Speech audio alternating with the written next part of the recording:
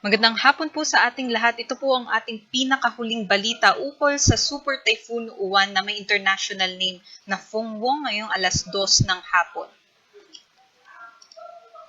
Simulan po muna natin sa ating latest na satellite imagery kung saan makikita po natin dito po sa ating image yung sakop nitong si Bagyong Uwan. At ngayon nga po ay meron po itong diametro na abot nga po sa mahigit 1,800 kilometers from south end to end. So malawak nga po yung mga kaulapan nitong si Bagyong Uwan.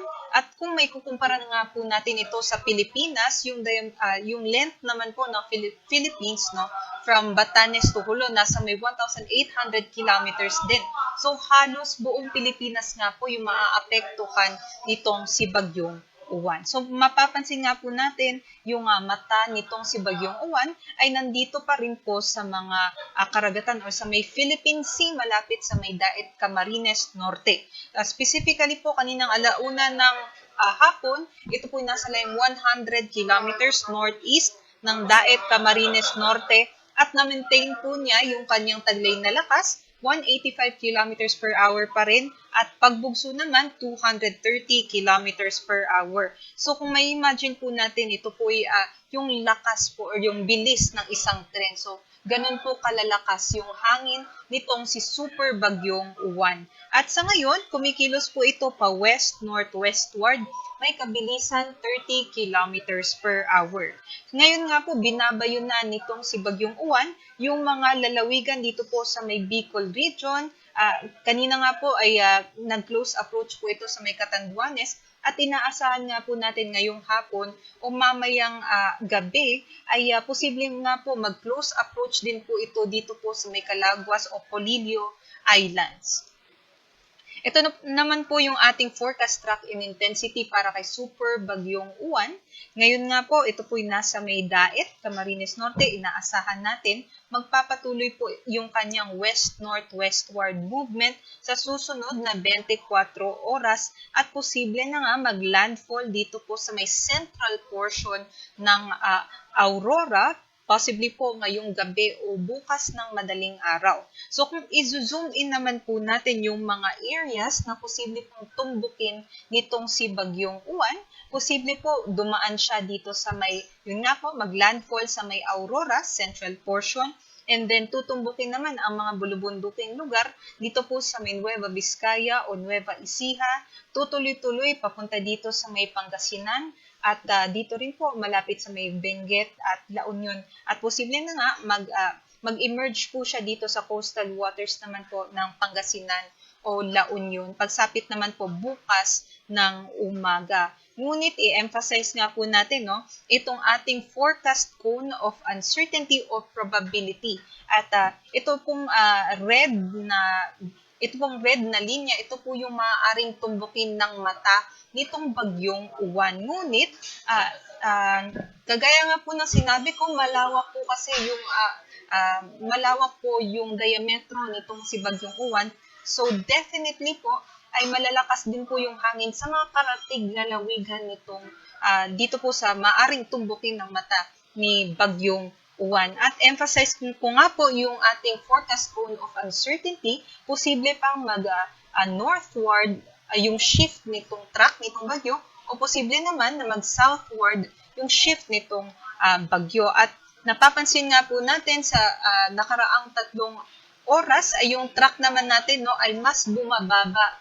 At ngunit nasa loob pa naman din po ito ng ating forecast cone of uncertainty, kaya maghanda po yung ating mga kababayan na nakapaloob po dito.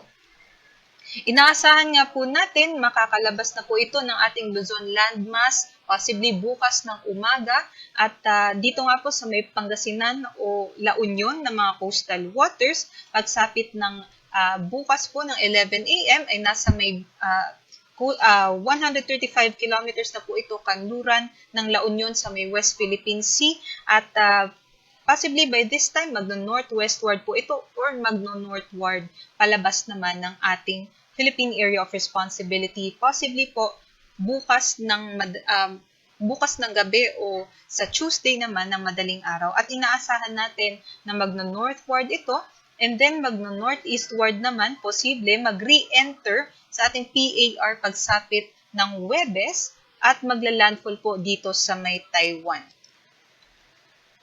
At dahil nga po dito sa mga malalakas na hangin nitong si Bagyong Uwan, nakataas na nga po yung wind signal number 5 no, sa maraming lugar po sa ating Luzon landmass. At compared po kaninang alas 11, no, mas dumami na po yung mga may wind signal number 5. Nadagdagan po tayo ng signal number 5 dito po sa may Aurora, sa may Nueva Vizcaya, Nueva Ecija, Quirino at pati yun po, yung apat na lalawigan na yun, nadagdagan po yung may wind signal number 5 dahil nga po inaasahan natin na dyan po yung tutumbukin nitong si Bagyong Uwan. At signal number 4 din po, compared kaninang 3 hours ago ay nadagdagan naman po yung ating signal number 4 dito sa may La Union, Pangasinan, sa may Benguet, maging dito din po sa may Ifugao, Ilocos Sur, Zambales, maging dito din po sa may Tarlac. So, yun po yung mga nadagdag compared po sa kanina.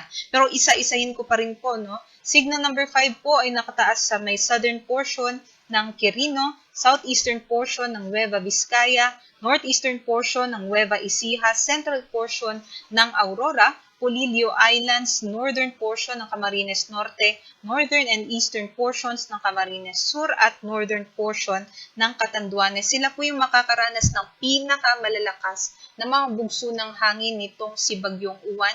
Posible nga more than 185 kilometers per hour. Kaya ito nga pong mga ganitong typhoon force winds ay maaari na nga pong makatumba ng mga puno at maaari din po makatumba ng mga electrical post. So, posible po para sa mga lugar na ito ay magkaroon po tayo ng disruption sa ating power or electricity, no, sa susunod na mga araw dahil nga po sa posibleng damage nitong ganito kalalakas na mga hangin at posible din po di pa rin yung mga bubong at maaari din po tayo magkaroon ng extreme damage dun po sa mga bahay or mga buildings na gawa po sa light materials. Wind signal number 4 naman po ang nakataas dito sa may southern portion ng Isabela, nalalabing bahagi din po ng Quirino at Nueva Vizcaya, southern portion ng Ifugao, sa Benguet, southern portion ng Ilocos Sur, maging dito din po sa kabuuan ng La Union, Pangasinan, nalalabing bahagi ng Aurora, at dito din po sa may Nueva Ecija, northernmost portion ng Zambales, northeastern portion ng Tarlac, easternmost portion ng Pampanga, at dito din po sa may eastern portion ng Bulacan, northern portion din po ng Rizal, at dito din po sa may northern and eastern portions ng Quezon, rest of Camarines Norte and Camarines Sur, northeastern portion ng Albay at sa nalalabing bahagi din ng Catanduanes. So, compared kanina, no, dito sa Catanduanes ay nabawasan na po yung wind signal number 5 dahil nga po papalayo na yung mata ng bagyo dito sa mga areas malapit sa Catanduanes. Ngunit, ganun pa rin po, posible pa rin po yung significant to severe threat sa life and properties. Wind signal number 3 naman po ang inaasahan ng ating mga kababayan na nandito naman sa southern portion ng mainland Cagayan, nalalabing bahagi ng Isabela, central and southern portion ng Apayao, Abra, Kalinga, Mountain Province, nalalabing bahagi ng Ifugao, southern portion ng Ilocos Norte, nalalabing bahagi din po ng Ilocos Sur, Zambales, Bataan, at dito din po sa may nalalabing bahagi ng Tarlac, Pampanga, at sa may Bulacan. Pati din po dito sa Metro Manila, nakatas na din po ang wind signal number 3 maging sa may Cavite, Batangas, nalalabing bahagi ng Rizal, Laguna, the rest of Quezon, also po dito sa may Marinduque, nalalabing bahagi ng Albay, Sorsogon, at Ticao and Burias Islands, maging dito sa may northern Samar. 89 to 117 kilometers per hour naman po ng mga bugso ng hangin ang kanilang mararanasan. Wind signal number 2 naman po nakataas sa nalalaping bahagi din ng Cagayan kabilang ang Babuyan Islands, nalalabing bahagi din ng Apayao at Ilocos Norte, Occidental Mindoro kabilang ang Lubang Islands, dito din po sa may Oriental Mindoro, Romblon, Eastern Samar, maging dito po sa Samar, Biliran, and the northern and central portions ng Leyte.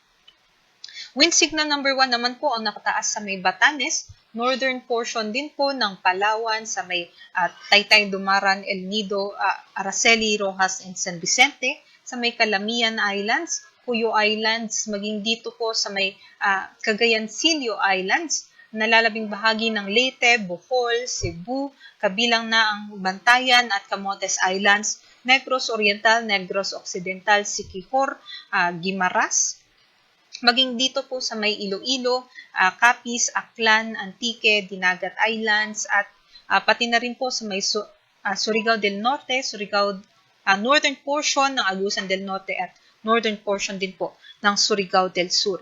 Ulitin ko po, yung wind signals natin ay banta or babala lamang para sa mga banta ng malalakas na mga hangin. Iba naman po yung mga banta para sa malalakas na mga pag-ulan. At para naman sa wala sa wind signals, ay maaari pa rin po tayong makaranas ng mga bugso-bugso ng hangin o gusty conditions na maaari po strong to gale force yung strength. So malalakas pa din po yan ngayong araw sa may Palawan, Visayas at Mindanao na hindi po nakapaloob dun sa ating tropical cyclone wind signals. At para naman po sa dalang ulan nitong si Bagyong Uwan, yung uwan nga po, no, Bisaya po yan ng ulan. So, dito po sa mga probinsya na meron pong red, ito po yung mga probinsya na makakaranas ng pinakamalalakas na mga pag-ulan nitong Bagyong Uwan ngayong araw hanggang bukas po ng tanghali. So, more than 200 millimeters po yan ng mga pag-ulan. So, kung ikukumpara po natin, 200 liters of rainfall na ibubuhos po sa 1 meter squared na area. So, maaari po ito magdala ng mga widespread o malawakang mga pagbaha at mga posible din po yung mga pagbuho ng lupa sa may Isabela, Kalinga, Mountain Province, Ifugao, Benguet, Nueva Vizcaya, Quirino, Aurora, down towards sa Central Luzon, Nueva Ecija, Bulacan, down towards Calabarzon, sa may Rizal, Laguna, Quezon, and dito din po sa kabuuan ng Bicol region. And also, yung mga nasa may orange naman po, sila naman po yung makakaranas ng 100 to 200 millimeters of rainfall. So, sa nalalabing bahagi din po yan, dito po sa may Northern Luzon area at Central Luzon area, maging dito po sa Metro Manila and the rest of Calabarzon, and also sa may Occidental Mindoro, Marinduque, Masbate, Sorsogon, Northern Samar, and Samar. Other areas naman po, 50 to 100 millimeters naman po na mga pag-ulan na maaari pa rin po yung mga localized floodings. Kaya para i-emphasize ko lang po, no, para sa ating mga kababayan, no, ay na malapit po sa mga ilog, ay kailangan po ay makapag-isip na po tayo kung nandito po tayo sa mga red, no, or orange, ay posible nga po yung mga pag-apaw ng mga ilog. Kaya sana po ay nakapaghanda po tayo kung kailangan po tayo mag-evacuate, ay mag-evacuate na po tayo immediately. At para naman po bukas ng tanghali hanggang sa Martes ng tanghali, inaasahan pa rin natin, by that time ay nandito na po yung bagyo, tumawid na po ito sa may Northern Luzon at nasa may coastal waters na nga po ng Pangasinan o La Union. Kaya meron pa rin po na mahigit sa 200 millimeters na rainfall sa may Benguet at La Union, at mababawasan naman na yung lugar na posibleng magkaranas ng malalakas na pag-ulan na 100 to 200 millimeters of rainfall na lamang. Dito na lang po sa western portion ng Luzon, at emphasize ko lang din po dito po sa may Cordilleras, yung mga bulubunduking lugar, posible nga po yung mga landslides. At yellow naman po sa nalalabing bahagi din po ng northern, central, and southern Luzon. Ito naman po yung ating storm surge warning. So, maaari po makaranas yung ating mga kababayan dito sa mga naka-red, orange, and yellow ng iba't ibang antas ng storm surge heights. At yun nga po, ito po ay maaaring mangyari within 48 hours. So, maaaring hindi lamang ngayon, pero pwede po ito, no, bukas o sa Martes pa. So, maghanda po yung ating mga kababayan, lalong-lalo na dito sa mga nasa red. More than 3 meters po yung mga storm surge heights sa may Albay, Aurora, Bataan, Batangas, Camarines Norte, Camarines Sur, Catanduanes, Ilocos Norte, Ilocos Sur, Isabela, La Union, Northern Samar, Pangasinan, Quezon, Sorsogon, Zambales, Cagayan, at Batanes. At idagdag ko lamang po, kung kayo po'y maaaring daanan ng mata nitong bagyo, maaari nga pong mas mahigit pa nga no, dito sa 3 meters yung ating mararanasan ng mga pag-alon. At i-emphasize ko lang po, malakas po itong bagyo, so malakas din po no, yung hampas ng hangin dun po sa ating mga dalampasigan na maaari pong mag-amplify o pataasin pa yung mga wave heights. At aside po dyan, posible din po na naka-high tide po yung mga lugar ninyo na maaari din po ma-emphasize o ma-amplify pa yung mga storm surge natin. Ingat ang ating kababayan at mag-evacuate kung kinakailangan. 2.1 to 3 meters naman po ang nakataas na storm surge warning sa may Bataan, Cavite, Marinduque, Masbate, Northern Samar, Pampanga, Sorsogon at Batangas at 1 to 2 meters naman ang inaasahan natin na storm surge heights sa Bataan, Bulacan, Cavite, Metro Manila, Pampanga, Dinagat Island, Surigao del Norte, Eastern Samar, Antique, Palawan, Occidental Mindoro, Guimaras, Negros Occidental, Zamboanga del Sur at sa may Zamboanga del Norte. Paalala po ulit, tayo po ay maghanda at sana po tayo nga po makapanalangin na hindi po gaanong grabe yung magiging epekto nito sa ating. Ngunit yun nga po, habang ngayon hindi pa siguro natin na raranasan yung mga hampas ng hangin at yung mga malalakas na mga pag-ulan, ito po yung perfect time para po tayo po ay makapagplano, makapag-isip at makapag-evacuate kung kinakailangan. Ito naman po yung ating gale warning. Bawal na nga pong maglayag dito po sa mga naka-highlight ng red dahil maalon yung ating karagatan na risky po o delikado sa mga manlalayag.